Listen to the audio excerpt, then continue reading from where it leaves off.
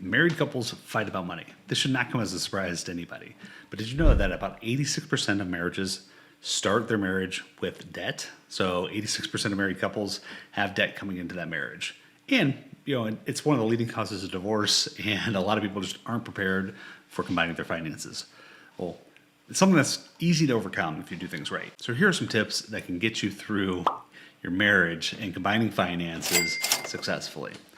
First, you need to schedule money talks. So money talks are just, call it financial date nights or money nights or whatever you want to call it. But basically, you need to be on the same wavelength financially. More often than not, one spouse just wants to ignore finances and not make it a priority. This is a mistake. Both of you need to be on board. You need to be having these conversations, understand where you are financially, understanding where you want to go financially, and coming to the table to discuss that. So, it can be boring and monotonous and uncomfortable for a lot of people. So, if it helps, have a bottle of wine between the two of you while you're discussing your finances or whatever helps ease that tension.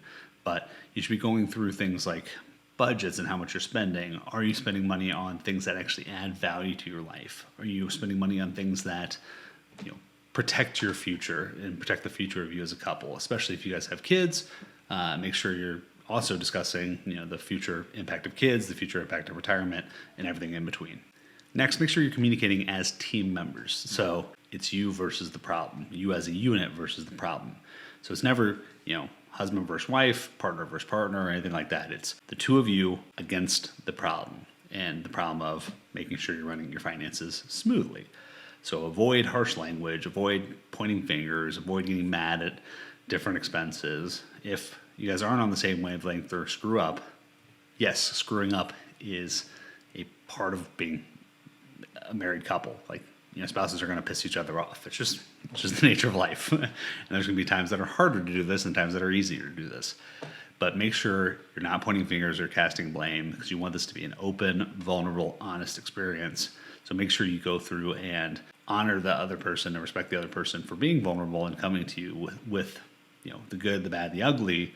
But if there are problems or things you disagree with, make sure you're bringing that up in a very respectful way. But remember, it's you and your partner versus the problem. Next tip is to assign each partner a specific set of duties. It can often be challenging when you're in a couple where one spouse or one partner can feel like they're taking more of the burden on than the other, and it can create some sort of resentment. Well, before you start down this journey, establish who's doing what and then hold each other accountable. So that way you agree up front what is the right balance of workload. So is someone monitoring the credit cards? Is someone doing the budget? Is someone on top of investments? Is someone meeting with their financial advisor?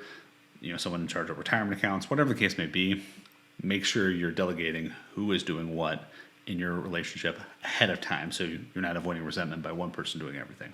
Next tip, this kind of goes in line with tip number 2 of keep your emotions in check. Again, these are emotional topics, but they're you're both being very vulnerable when you're having these type of conversations.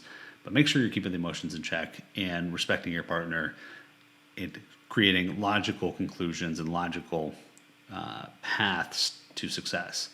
The moment emotions get involved, which money can be a very emotional topic, partners get defensive, they don't listen, you become more argumentative, it becomes unproductive.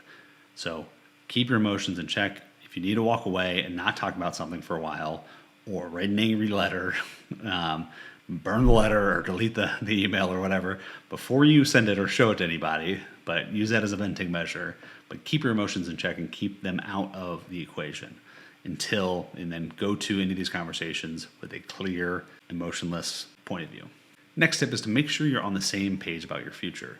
So the future and what you want your life to look like can create a lot of the main issues between partners, where one spouse wants to retire at a lake house and not travel, where one partner wants to travel nonstop. It creates a bit of a problem, especially if you're saving the same pool of money that can be either used for down payment on a lake house or for travel funds.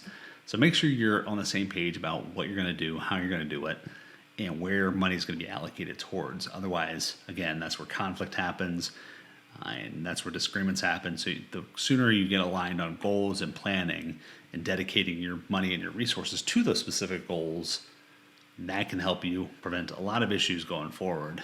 Whether you need to do dream boards or however you and your spouse find the best way to go about planning. I think, obviously biased here, but meeting with a financial advisor is a great way to really solidify those goals and understand what's important and what's valuable for you, and also how you can align, the goal and the vision with the actual dollars and cents. So make sure you're planning for the future you as well as, planning for today. Next is make sure you go through an estate planning process.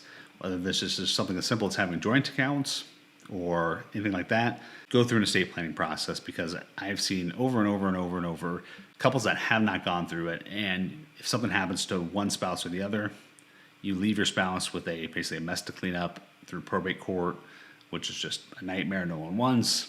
All your money's going to be on the public record. And if you have kids, you could be leaving your kid and where your kid goes up to the state. So long story short, make sure you have an estate plan in place. I think this is a crucial part of getting your married couple financial life in order. A lot of people don't think of estates as financial, but they really are, and they're an important component of this.